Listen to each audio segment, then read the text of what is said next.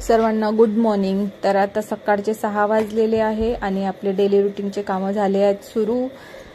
तर आता सुमितचा टिफिन बनवायला घेतलेला आहे आणि 10-15 मिनिट तर सुमितला झोपेतून उठवायलाच आवाज द्यायलाच लागते। तर आज बनवणार होती मी लौकीचे पराठे।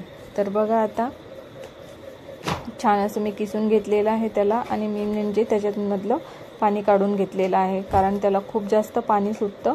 त्यानंतर मग कणिक घेतलं आणि थोडंसं मिरची पावडर, हळद पावडर, त्यानंतर चवीपुरतं मीठ आणि ओवा मी कोणताही पराठा असो त्याच्यामध्ये मी ओवा ॲड करते, कारण ओवा पचायला हलका असतो आणि चांगलं असतं ओवा खाणं। अशा निमित्ताने मुलं ओवा खातात, नाहीतर मुलं तिखट असल्यामुळे खात नाहीत। आणि त्यानंतर त्याच्यामध्ये मी थोडे तीळ ॲड केलेले आहे।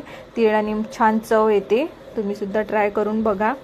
आणि त्यानंतर मग लगेच पराठे बनवायला घेतले आणि नेमकं 6:30 वाजता सुमितला स्कूलमध्ये 7:30 पावणे 7ला त्याची व्हॅन येते। तर त्याला रेडी करून द्यावं लागतं आणि इतकी गडबड होऊन जाते सकाळी की नेमकं काय करायचं काय नाही असं सुचत नाही। पण तरी आता कसं तरी ॲडजस्ट होऊन जातं आणि तेच अर्णवच्या तयारीला थोडा टाईम राहतो तो थोडं रिलॅक्स वाटतं। तर मग पराठे बनवून घेतले आणि आज त्याला तसा तो सकाळी काही खात नाही, दूधच पिऊन जातो। पण आता त्याला मी थोडेसे चेंजेस केलेले आहे। तर 2-3 दिवसापासून मी त्याला बॉईल केलेले अंडी देत आहे। तर आज काही अंडी नव्हती अवेलेबल घरी, म्हणून मग आज मी त्याला म्हटलं आज तू पराठा घरी पण खाऊन जा आणि टिफिनमध्ये पण ने। त्याने 1 पराठा खाल्ला आणि 2 पराठे टिफिनमध्ये पॅक केले मी। त्यानंतर मग थोडा टाईम होता, नाहीतर मग मी त्याच्या पुरतच 2 बनवून नंतर मी गॅस बंद करून देत असते। पण गॅस आता तवा गरम झालेलाच आहे, तर चला म्हटलं आता बाकीचे पण पराठे बनवून घेते। तर अर्णवला पण मग टिफिनला होऊन जाते। त्यानंतर मग लगेच चहा बनवला, कारण त्याच्या पप्पाला पण चहा लागतो। मग थोड्या वेळात त्याचे पप्पा आले आणि चहा बनवला। आणि चहा आता तुम्ही म्हणाल की दुधातच टाकत आहे, तर हो, मी दुधातच चहा बनवते, कारण दूध घरी भरपूर असल्यामुळे मी पाणी टाकून चहा बनवत नाही। अगदी थोडंसं पाणी असतं दुधामध्ये आणि मग त्याच्यातच मी चहा बनवते। त्यानंतर मग झाले होते पराठे, तर मग मलाही खायचा होता 1 पराठा, तर मग मी चहा बनवला आणि 1 पराठा खाल्ला आणि इथे बसून छान असा चहा एन्जॉय केला। ते बसल्यानंतर चहा घेण्यात वेगळीच मजा येते।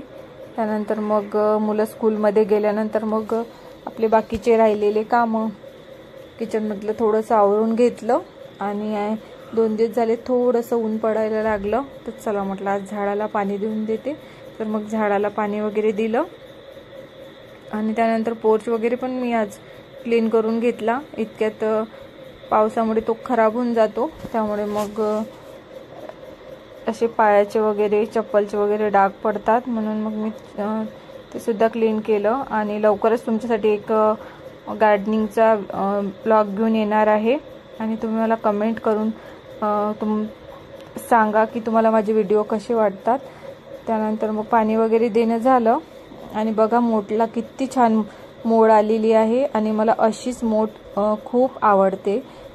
त्यानंतर आजचा दुपारच्या जेवणाचं होतं की मला पालक बनवायची होती, त्यानंतर थोडी मोडसुद्धा बनवायची होती, कारण पालक भाजीची जेव्हा डाळ भाजी बनवते तेव्हा ते मुलं अजिबात खात नाही, तरीसुद्धा साईडला असं म्हटलं म्हणून मी मग थोडीशी मोड बनवली।